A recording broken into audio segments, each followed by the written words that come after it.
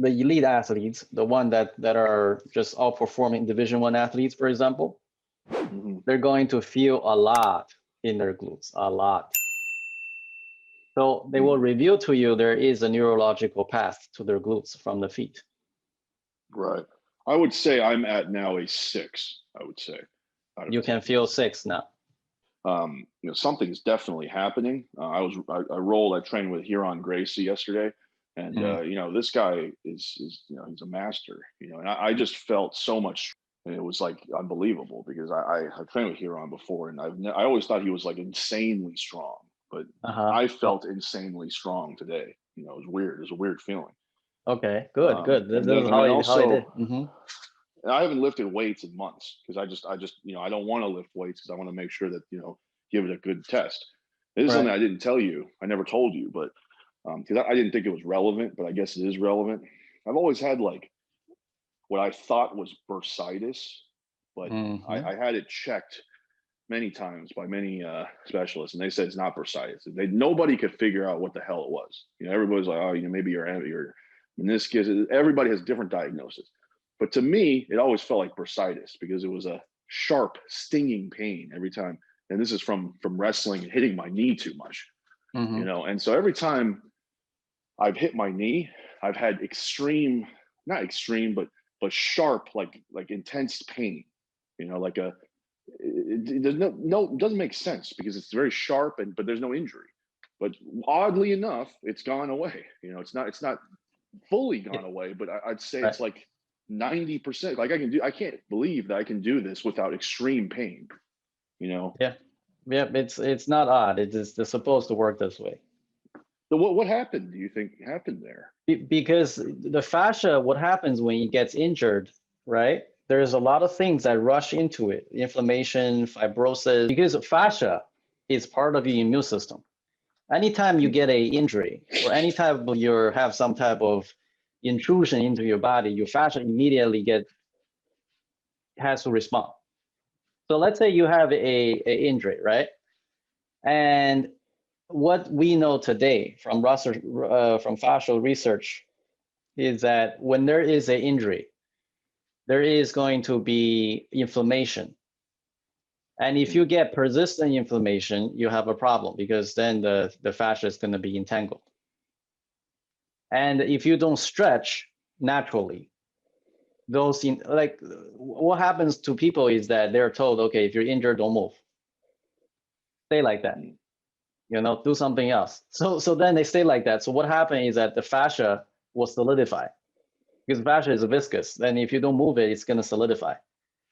Right. And when you solidify, that's a problem. That's a chronic problem. And it's very hard to get rid of. And this is why cupping in certain circumstances works. Because what does cupping do? Cupping actually works on the superficial fascia by what? By sucking the skin up. Now, and right underneath the skin is not just skin. Right underneath the skin is your super layer of fascia. So you are holding your fascia in a state of tension for maybe 30 minutes or an hour, and that addresses pain temporarily. By the same token, how does acupuncture work? 5,000 years of Chinese history. How does acupuncture work? Now science can explain it very clearly through ultrasound study. Is that the insert of the little needle, right? Tiny little needle.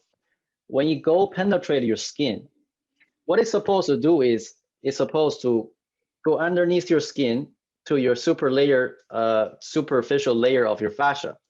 What happens is that the fascia detects there's an intrusion, and then the fascia will grip onto it.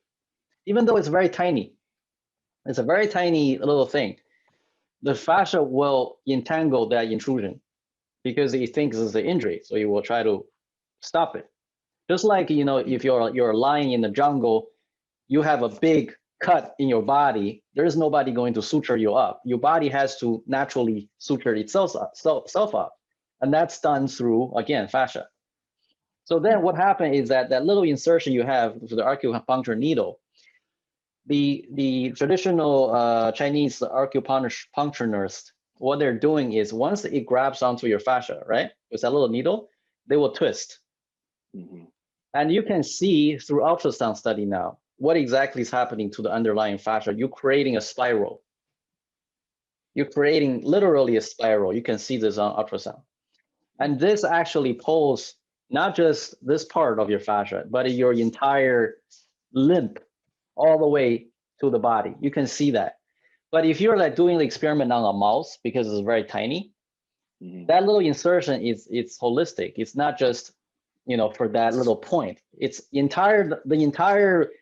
the lumbar fascia of the mouse will change in its fascial tension. So for human, because our fascial tissue, our surface is much bigger, right? So from my experience is that if you have any lower body issues, for example, any type of lower body issue, it's easier to address it with your foot. Now, if you have something on the elbow, on the hand, on the wrist, in the shoulder, it's easier to address it through the hand, because there's more than 75% of fascia inserts into fascia, more than that. So just imagine how much glutes you are not using. Tremendous amount. I mean, I've always known this, you know, I've always known everything except what you said, you know, I've known it in deep down, you know what I'm saying? Like I've known it deep down. It's just that I've not figured out why, you know, like deep down, if you ask me, hey, Ben, you know, why, you know, you've done 3 years of band glute hip thrusts, you know, you should have the strongest glutes in the world. You know, what is going on? And, you know, I mean, you don't need, you know, randomized controlled trial to understand that. To me, it's like very simple. You know, I've done it. So, yeah, but it's crazy. You know, yeah, I mean, back to what we follow authority. And if the authority tells you to do that, you're going to do it.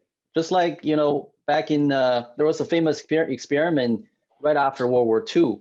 And they were seeing, why do these Nazi officials, why were they doing those cruel things to people, right? They were not just doing it, they were just following orders. So like they did the test and they found out like between 61 to 67% of the people, they will follow the order from the authority, despite they know it's wrong, they will do it.